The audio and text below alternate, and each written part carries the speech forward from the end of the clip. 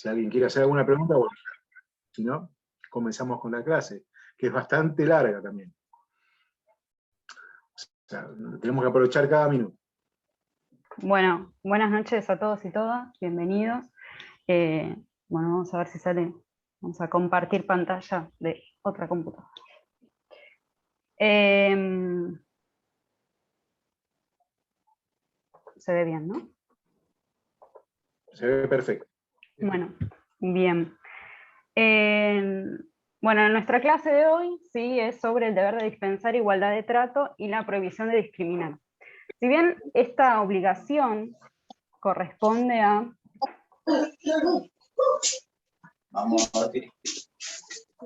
Corresponde a esta Bueno, entonces papá no va. obligación general, sí, que ya Tiene que vimos haber hecho en todo el antes, tema no sé. de derechos y deberes de las partes, de dispensar igualdad de trato Lo que tenés que ir a hacer. en igualdad de circunstancias hacia los trabajadores. Bien, esta idea de igualdad y no discriminación tiene raigambre constitucional y se sustenta en el derecho internacional de los derechos humanos. Que los invitamos. Ay, chicos, les pedimos por favor los micrófonos porque no puedo silenciarlos. En el caso de las mujeres, el beneficio es Giselle, tenés el micrófono abierto. Sí. antes de la edad para jubilarse, que son los 60, y en el caso de los hombres, desde los 60 años. Tenés 62, sos hombre y estás en estos requisitos, 30 años de aporte, te podés jubilar igual. Son 5 como máximo, como mínimo, no hay ningún problema. Se va a pagar el... Perdón. Ahí estamos. Por favor, chicos, estén atentos a esto. Si se conectan, tienen que estar atentos a la clase, ¿no? Bueno, volvemos. Profe, entonces... ¿no podría empezar de nuevo? Porque no se entendió. Vamos a empezar. Sí, vamos a empezar de nuevo. Bien, nuestra clase de hoy es sobre el deber de dispensar igualdad de trato y la prohibición de discriminación. Este concepto es una derivación de esta obligación más general que excede al ámbito del derecho del trabajo y se relaciona con este principio de igualdad y de no discriminación. ¿Sí? Esta idea de igualdad y de no discriminación tiene raigambre constitucional y se sustenta en el ámbito internacional de los derechos humanos, que los invito ¿sí? a que busquen en cada uno de los tratados y de los instrumentos internacionales, porque justamente cada uno de ellos tienen esta obligación específica de dispensar igualdad de trato.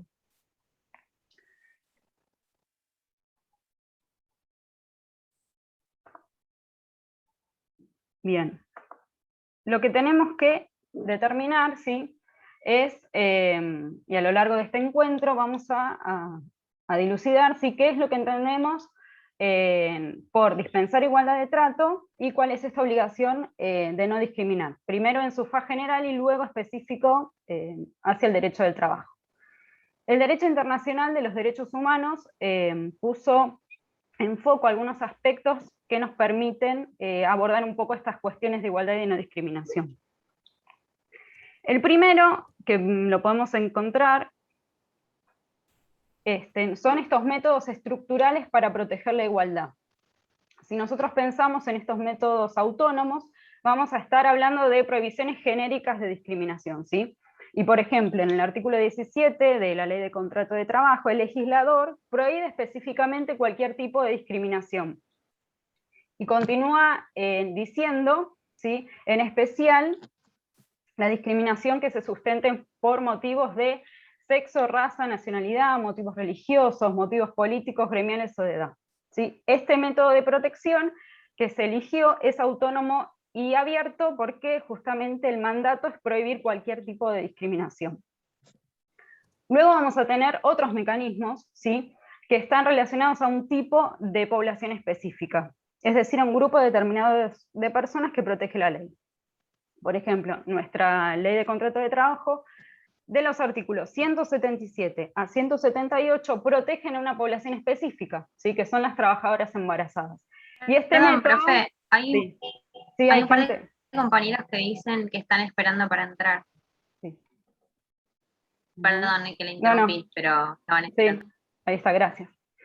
Bien, entonces este método sí que es específico para esta población determinada, que son las trabajadoras embarazadas. Y también los invitamos a que lean los artículos 177 a 178.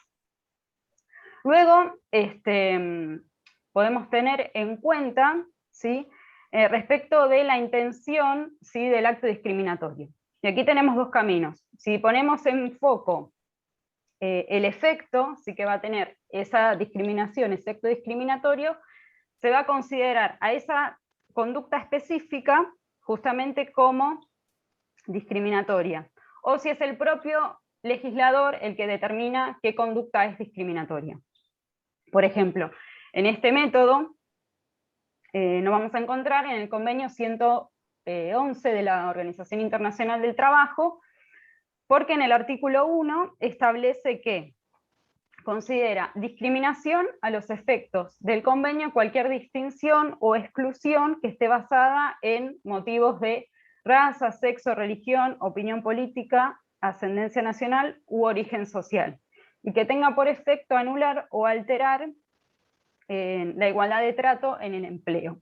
Entonces aquí, este es un ejemplo donde la legislación se hace hincapié en el efecto cuando se produce esta anulación o alteración de igualdad de trato de oportunidades en el empleo. Bien, por otro lado tenemos una posibilidad, ¿no?, de fijar límites a estas distinciones. Y fijar límites, ¿sí?, podríamos pensar en que podrían estar justificadas o injustificadas justamente respetando ciertos umbrales, ¿sí? Por ejemplo, una primera categoría nos dispone a todos un trato idéntico, todos somos iguales ante la ley. Y en este caso no se admite ningún tipo de diferencias entre los ciudadanos del país, y hay otras categorías que van a admitir ciertas distinciones. Y esto no está mal, cuando la discriminación no es arbitraria, no es arbitraria justamente porque todo el tiempo nosotros hacemos discriminaciones y distinciones respecto de lo que nos gusta o no.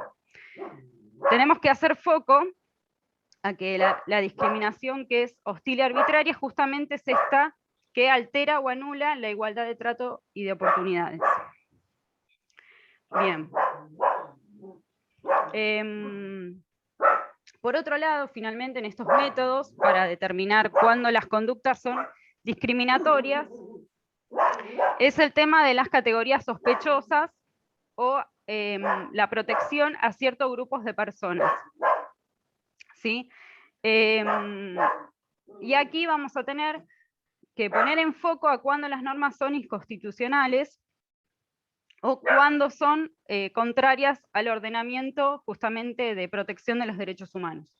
Estas categorías sospechosas responden justamente a la dinámica de grupos que históricamente fueron postergados. Entonces el legislador establece ciertas categorías y nace un principio que es el de inversión de la carga de la prueba. Bien, respecto del marco regulatorio, en materia de discriminación, bueno, tenemos el artículo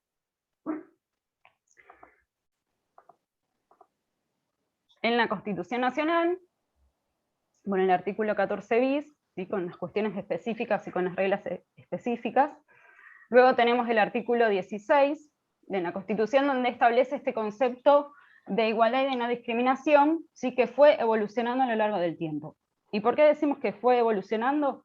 Porque en el primer aspecto, ¿sí?, esta igualdad, ¿sí?, se remota a esta idea de igualdad formal, ¿sí?, que tenemos, que se insertó en la primera parte del constitucionalismo, y que de algún modo lo que garantizaba eran las libertades individuales de las personas frente al Estado, al establecer, como dice el artículo 16, que no se admiten prerrogativas de sangre, y que todos somos iguales frente al Estado.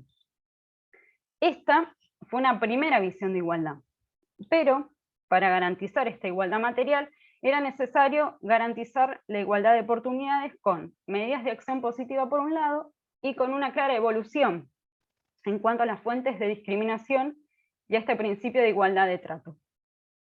Bien, ¿cuál es su correlato en el derecho del trabajo? Tenemos, a raíz de la incorporación, ¿sí?, de los instrumentos internacionales, tenemos los convenios de la Organización Internacional del Trabajo. Los más importantes en materia de discriminación e igualdad de trato es el convenio 100, que es del año 1951, sobre igualdad de remuneración, que se entiende por igualdad de remuneración entre mano de obra masculina y mano de obra femenina, un trabajo de igual valor, que son las tareas fijadas sin discriminación en cuanto al sexo. Sin embargo, esta visión que se tenía en 1951 es una visión anacrónica y acotada, porque justamente establece esta distinción entre mano de obra masculina y mano de obra femenina. Lo que sí es interesante en este convenio es que partimos de una media o de un primer convenio que garantiza la igualdad entre la mano de obra femenina y masculina. Otro convenio importante es el convenio 111 del año 1958, que es el convenio sobre discriminación en empleo y ocupación, así que los invito a leer el artículo 1, que es bastante extenso, pero el convenio determina lo que se entiende por discriminación, que es lo que venimos hablando, esta distinción, exclusión basada en categorías, como el sexo, la religión, opiniones políticas, nacionalidad, etc., o cualquier otra distinción justamente que altere o anule la igualdad de trato en el empleo y en la ocupación. Y este convenio sí es uno de los más importantes porque amplía el concepto de discriminación, así que bueno, los invitamos a que lo lean, el artículo 1, porque es bastante extenso, dado a que no solamente hace esta distinción entre, no solamente hace la distinción por sexo y en materia remuneratoria, sino que además agrega otras características y otros tipos, digamos, de discriminación o de conceptos, un concepto amplio. Bien. Y también es interesante agregar, y los invitamos a que lean, el artículo 2 y el artículo 3, porque impone al Estado, ¿sí?, que los estados que aprueben el convenio tienen que llevar medidas de acción directa, ¿sí?, para pasar de esta idea de igualdad formal a un plano de igualdad material. Y el ejemplo más típico, o seguramente que habrán estudiado en Derecho Constitucional o en Derechos Humanos, es el caso Fredo, ¿sí? Y en Derecho del Trabajo tenemos un caso que es muy interesante, que lo invitamos a leer, que es Cisneros Mirta, del año 2016, que es de la Corte Suprema de Justicia de la Nación. Bien. Y finalmente vamos a determinar, ¿sí?, una ley específica en materia de discriminación, que es la ley 23.592, que es del año 1988, ¿sí? Y en esta ley, se especifican, ¿sí?, y se tipifican las conductas discriminatorias. Sí, acá tenemos el artículo 1 de la ley, ¿sí?, que tipifica estas conductas cuando se llevan a cabo actos de discriminación en materia de raza, sexo, religión, nacionalidad o opiniones políticas, ¿sí? Y el artículo 1 es interesante, ¿sí?, porque establece que a pedido del damnificado se podrá dejar sin efecto el acto discriminatorio, ¿sí?, o cesar, ¿sí?, o cesar la realización y realizar la reparación moral y material. Y en materia del derecho del trabajo, ¿no?, tenemos que determinar sí qué es esto de cesar el acto y reparar el daño moral, teniendo en cuenta que en materia de derecho del trabajo la indemnización es tarifada y, por ejemplo, si se despide una persona,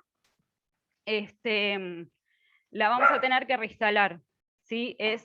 Si el despido se produjo por una causal de discriminación. Había una discusión, ¿sí? Esta ley es de 1988, y existió una discusión acerca de si esta ley específica en materia de discriminación se podía aplicar en las relaciones del trabajo. En el año 2010, en el fallo Álvarez con Cencosud, ¿sí? Se determinó que la ley 23.592 es plenamente aplicable a los trabajadores, ¿sí? Porque justamente el trabajador es un sujeto preferentemente de tutela. Bien. Y finalmente, bueno, bien, ¿cómo se prueba el hecho discriminatorio? ¿Sí? A partir de, bueno, una serie de fallos, ¿sí? Fernández Estrella, que son los que tenían que leer para hoy, después Pellejero, Pelicori, y Álvarez con Cencosud, todos estos fallos, ¿sí? Establecen que el hecho discriminatorio sí se va a probar a través de indicios, ¿sí? Y se va a probar a través de prueba indiciaria justamente porque es muy difícil, digamos, de muy difícil prueba. Y se va a utilizar el concepto de cargas dinámicas, ¿sí? Que todos estos fallos, Rato, Fernández Estrella, Pelicori, Álvarez, se complementan con el último fallo, que es Varela con Disco, donde efectivamente se deja aclarado, sí, que el trabajador debe probar ciertos indicios o acreditar ciertos indicios de la discriminación para que se invierta la carga de la prueba y sea el empleador quien deba justificar esa conducta, ¿sí? Y que, por ejemplo, el despido es ajeno a un hecho discriminatorio, sino que el despido se produjo por una causal, digamos, objetiva. Bien.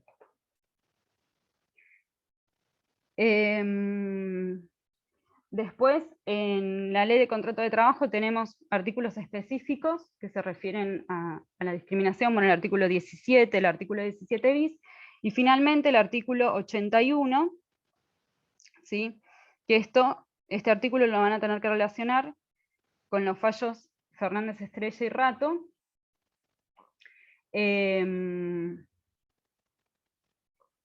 Y los invitamos a que, bueno, vamos a subir 2 videos explicando estos 2 fallos, y los invitamos, bueno, a que vean esos videos y a que relacionen el tema de la discriminación, el artículo 81, con los fallos Rato y Fernández Estrella.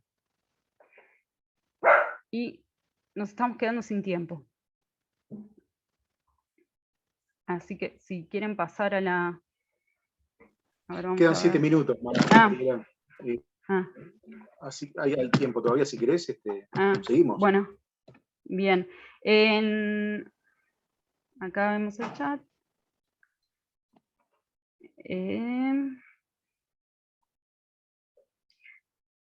Bien. Le vamos a dar la palabra a Sebastián, ¿sí? Para que él continúe y vamos a hablar de un tema muy interesante y específico de discriminación. Gracias, Mariela. En este caso, no sé si conviene ya pasar a la otra reunión, por ahí quizás, ¿no? Para no cortarlo a Sebastián. Yo creo que podemos hacer la partecita esta y después perfecto, abordamos el siguiente tema. Si querés, Marie, dejar de compartir pantalla, así vemos si tenemos éxito en ver caras.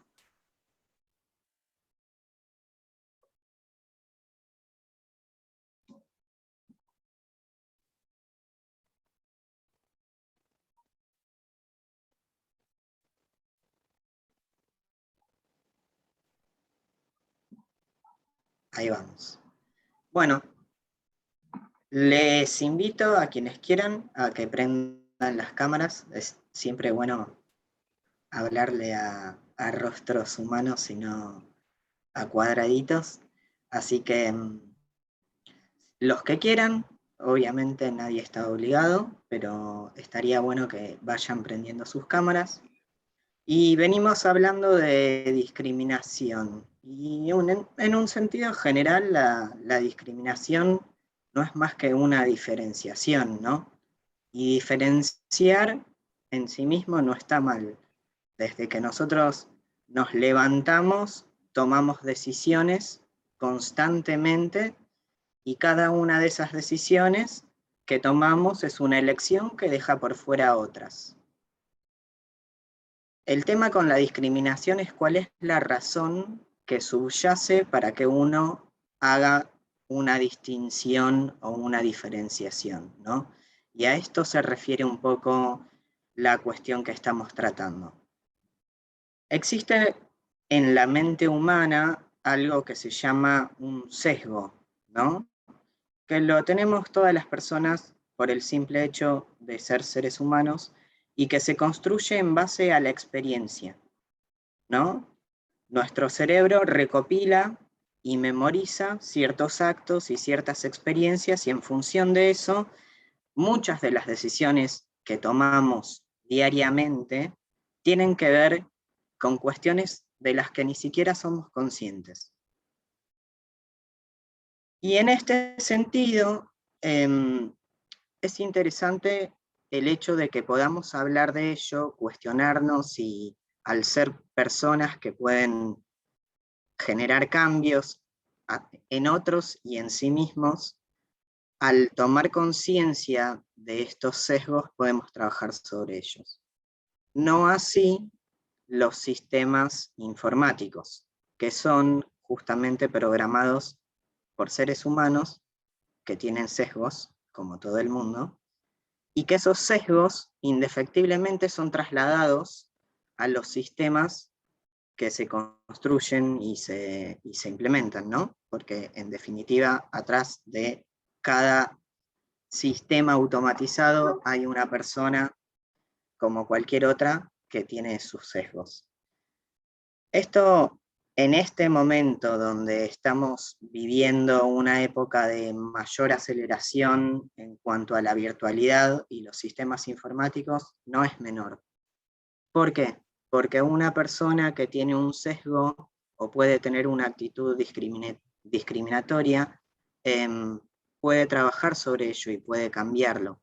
Ahora, si yo programo un sistema y el sistema está programado con un sesgo discriminatorio, el sistema lo que va a hacer es repetir una y otra vez la acción para la que fue programada. ¿Por qué nos interesa hablar de esto en derecho laboral? Bueno, porque el 90% de los trabajos hoy se buscan por internet, ¿no? Y estos buscadores o redes sociales como LinkedIn están programados y tienen sesgos. Entonces, quería hacer un pequeño ejercicio que vamos a llegar justos con el tiempo. Si tienen un dispositivo a mano, la compu, el celu, una tablet, lo que sea, les voy a pedir que googleen la palabra babysitter, que se escribe así.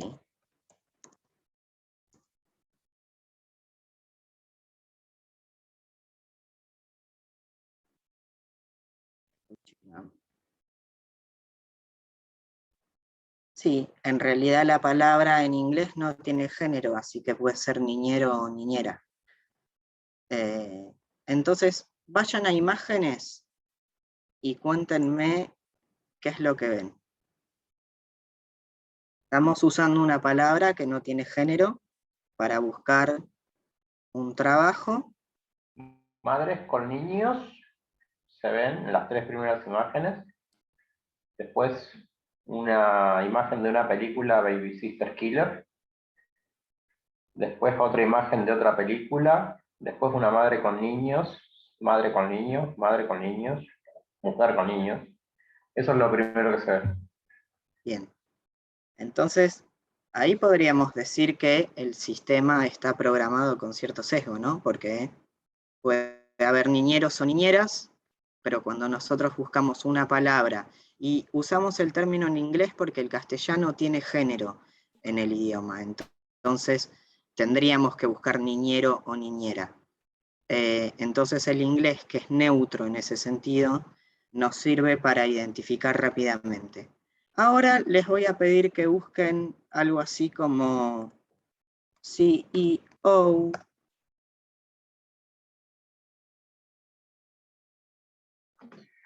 y me digan qué imágenes ven ahí. Nos dejamos la tarea para cuando nos reconectamos, entonces, que ya se va a cortar. Sí, se va a cortar. Dale, Dejamos la- cerramos y Dejamos la volvemos tarea y para... me cuentan qué encontraron. Claro, ahí estamos.